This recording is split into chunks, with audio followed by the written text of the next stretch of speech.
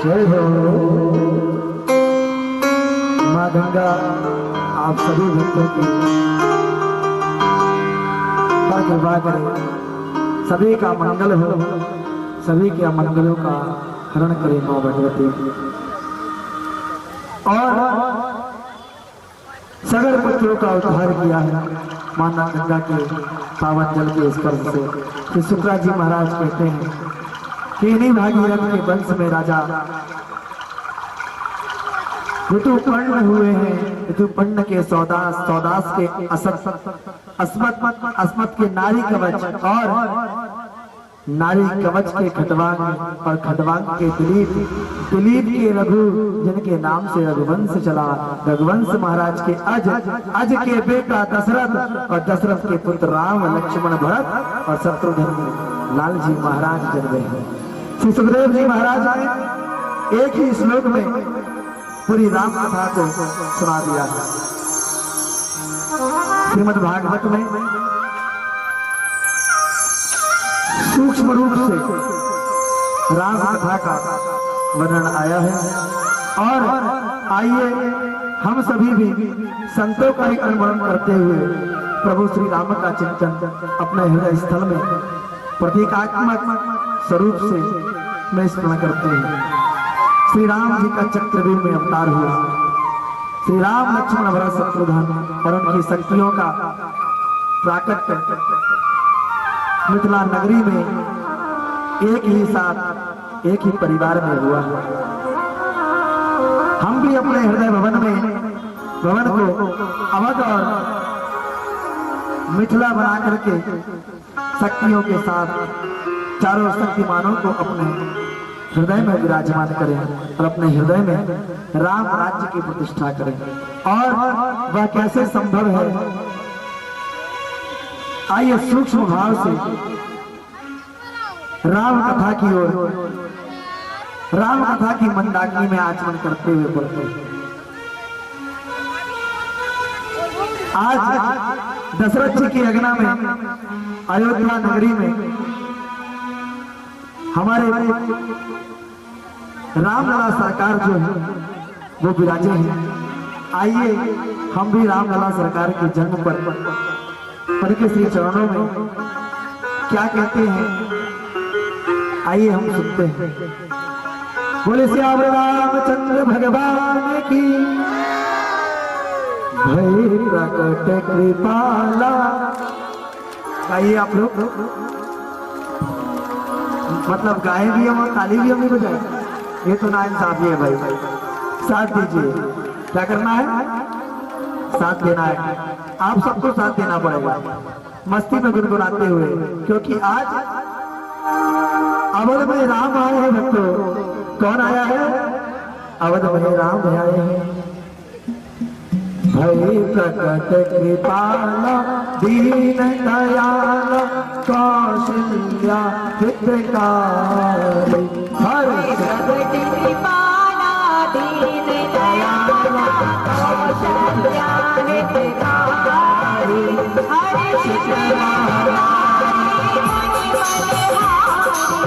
अद्भुत रूप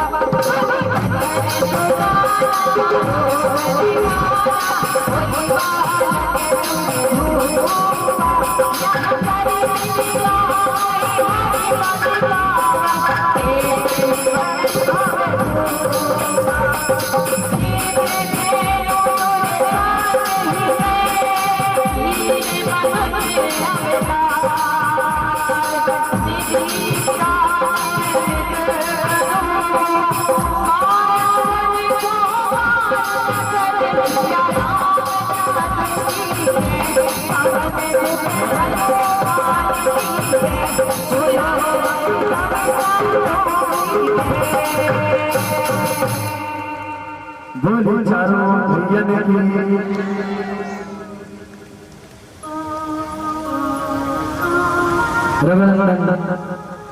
चारों भाइयों में नीचे से ऊपर तरफ बढ़ते हैं तो श्री राम तत्व को पाने के लिए सबसे पहले हमें सबसे छोटे अनुश्री शत्रुघ्न लाल जी का आश्रय लेना पड़ता है, जिनका स्मरण करने मात्र से समस्त शत्रुओं का पराभव हो जाए। उनका नाम है शत्रुघ्न। नामकरण करते समय गुरु जी ने कहा है, जाके सुमिरन तेर नासा और नाम शत्रुघ्न वेद प्रकाशा। जिनका स्मरण करने मात्र से शत्रुओं का नाश हो जाए वे शत्रुघ्न पर बिना शक्ति के शक्तिमान काम करते हैं। प्रथम भगति संतन कर संगा दूसर प्रतिमान कथा प्रसंगा। भक्तों, मैं इतने कम समय में क्या राम कथा का वर्णन करूं, आप बताएं।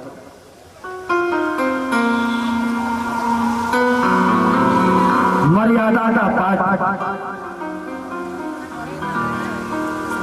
सिखाने वाली हमें ये राम कथा, और मैं तो राम कथा का सूक्ष्म सार यही कहना चाहूंगा कि पुत्र अगर हो तो भगवान राम की तरह हो, भाई अगर हो तो लक्ष्मण की तरह हो, भाई अगर हो तो भरत की तरह हो, भाई हो शत्रुघ्न की तरह, और अगर अर्धांगिनी हो तो माता सीता की तरह हो, और माता पिता हो तो दशरथ कौशल्या और कैकेयी की तरह माता पिता हो। यही राम कथा का सार है। सौतेली माँ ने, सगी माँ भी सौतेली माँ के कहने पर राम जी वनवास जा रहे हैं।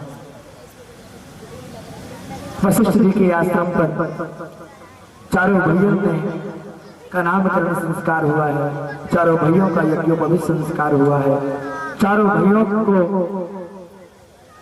सभी वेदों की पुराणों की शिक्षा अध्ययन कराई गई है। चारों भाइयों का जनकपुर में, जनक की नगरी में अत्याधिक सुंदर विवाह संपन्न हुआ है। पर धन्य है भगवान राम, जिनकी करुणा की क्या कथा मैं कह सकता हूं, जिनकी कथा का कोई अंत ना हो। समझ नहीं आ रहा उनकी कथा कहां से प्रारंभ करूं और कहां विश्राम करूं।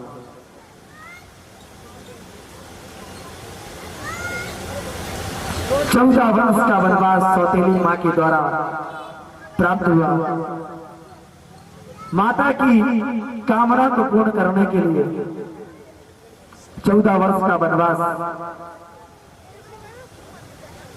भगवान राम को मिला।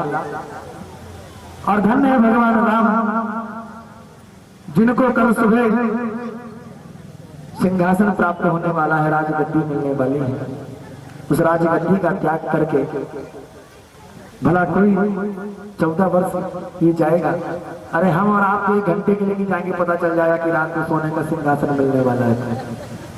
1 सेकंड के लिए नहीं मिलेंगे। पर धन्य भगवान राम, 14 वर्ष के लिए उन्होंने नंगे पग यात्रा प्रारंभ की। चित्रकूट में भगवान रहे, अनेक जगह 14 वर्ष भगवान ने भ्रमण किया है।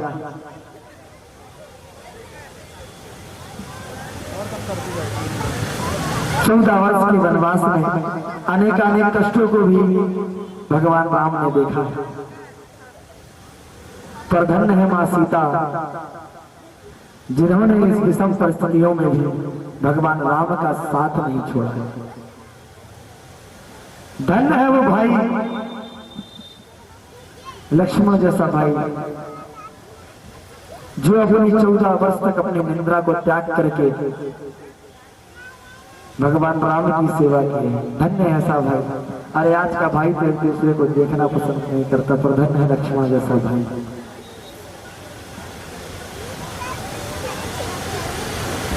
चित्रकूट में भरत जी महाराज आए हैं कि हे प्रभु, पूरा अयोध्या खाली हो चुका है, प्रभु आपके बिना अयोध्या शून्य हो गई है।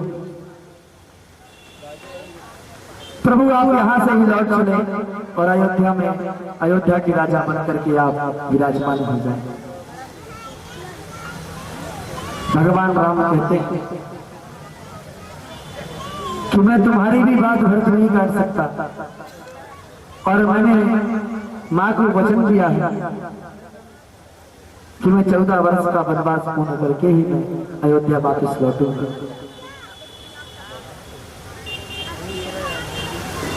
धन्य है भरत जैसे भाई। कहते हैं प्रभु आप जब तक नहीं जाएंगे, जब तक अयोध्या की राजगद्दी में कोई बैठेगा नहीं, पर सभी लोग आपको आस लगा करके बैठे हैं और अश्रुओं को बहा रहे हैं कि अब मेरे राम आएंगे, अब मेरे राम आएंगे, अब मेरे राम आएंगे, इसी आस में बैठे हुए हैं। हे प्रभु, मैं अगर आपसे मिलने आया हूँ तो मैं आपके पास से खाली हाथ नहीं जाऊंगा। भरत जी कहते हैं कि हे भाई भ्राता,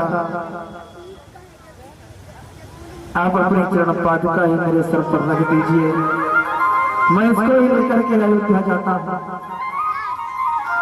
और आपके सिंहासन पर इन्हीं चरण पादुका को रख देता हूँ और इन्हीं के दर्शन में नित्य प्रति करके अपने जीवन को धन्य करूंगा।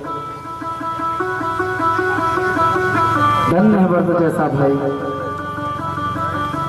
शीश पे खड़ा हूं, शीश पे खड़ा हूं, पर आंखों में पानी, राम भक्त ले चला राम की निशानी, राम भक्त ले चला रे राम की निशानी, राम भक्त ले चला रे राम की निशानी।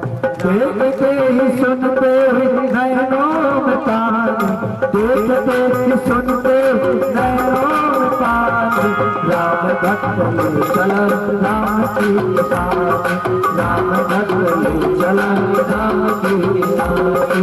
शीश पे खड़ा हूँ, शीश पे खड़ा हूँ, पर आंखों में पानी, राम भक्त ले चला राम की निशानी, राम भक्त ले चला राम की निशानी, राम भक्त ले चला राम की निशानी। भगवान जी कह रहे हैं कि प्रभु कुछ तो अपनी निशानी दे दीजिए। लक्ष्मण जी, अरे एक ही भाई हो तो मैं रुक जाऊं, तीनों भैया जैसे भैया राम जी, वाह। लक्ष्मण भरत शत्रुघ्न, सिर्फ भरत जी ने तप नहीं किया राम जी के लिए, लक्ष्मण ने भी तप किया। 14 वर्ष तक वनवास में लक्ष्मण जी सोए थे। 14 वर्ष तक लक्ष्मण जी ने निद्रा का त्याग किया है। आप में से कोई भाई एक रात जग सकता है अपने भाई के लिए? जग सकता है कोई भाई ऐसा जो अपने भाई एक रात जग सकता है? वाह, एक बार जोरदार तालियां हो जाएंगे भक्तों ने हाथ उठाया उनके लिए। मैं इस व्यासपीठ से उन भाइयों को नमन करता हूं जो अपने भाई के लिए एक निद्रा एक रात जग सकते हैं। राम लक्ष्मण ने तो 14 वर्ष तक जागा था, पर आप एक रात भी अगर अपने भाई के लिए जग सकते हैं तो भी मैं आपको इस व्यासपीठ से नमन करता हूं।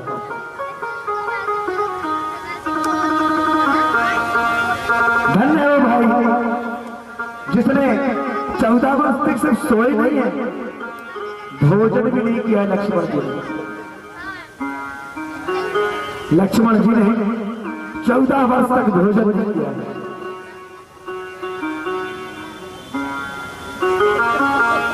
भगवान राम ने एक बार प्रश्न कर दिया कि लक्ष्मण तुम कह रहे हो कि हमने 14 वर्ष तक भोजन नहीं किया, मैं कैसे मानूं? तो लक्ष्मण जी कहते हैं कि प्रभु मैं आपको ही अपना इष्ट मानता हूं, आपको ही अपना सर्वस्व मानता हूं। अगर आपको विश्वास नहीं है तो चलिए मेरे साथ मैं आपको दिखाता हूं। 14 वर्ष के वनवास में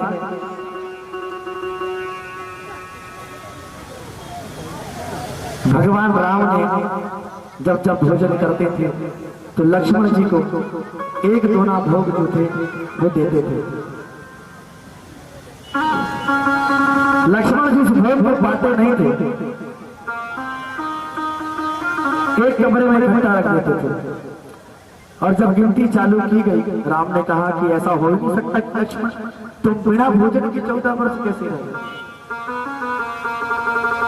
तो जो भोजन था दोना था वो लक्ष्मण जी एक स्थान पर रखते जा रहे थे।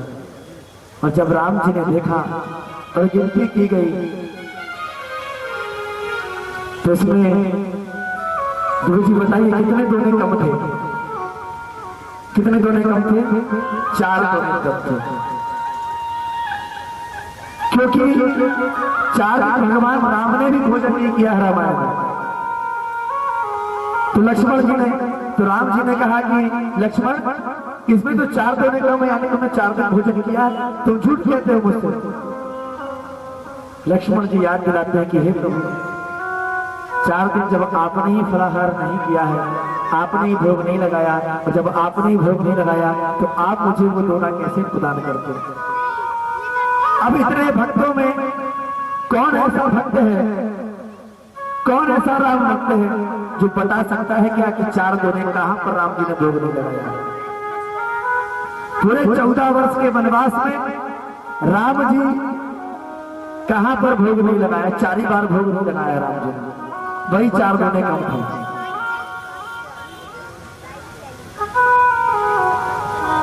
आप बताएंगे?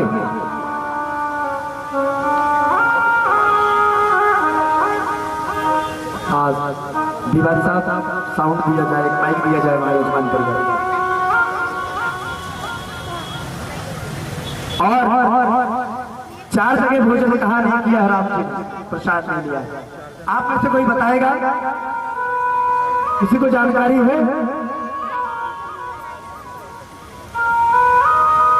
किसी को जानकारी है? मैं आपका राम जैसे भक्तों से परिचय कराना चाहता हूं। ऐसे परम भक्त जिनका मस्तक सदैव श्री राम के चरणों में समर्पित रहता है।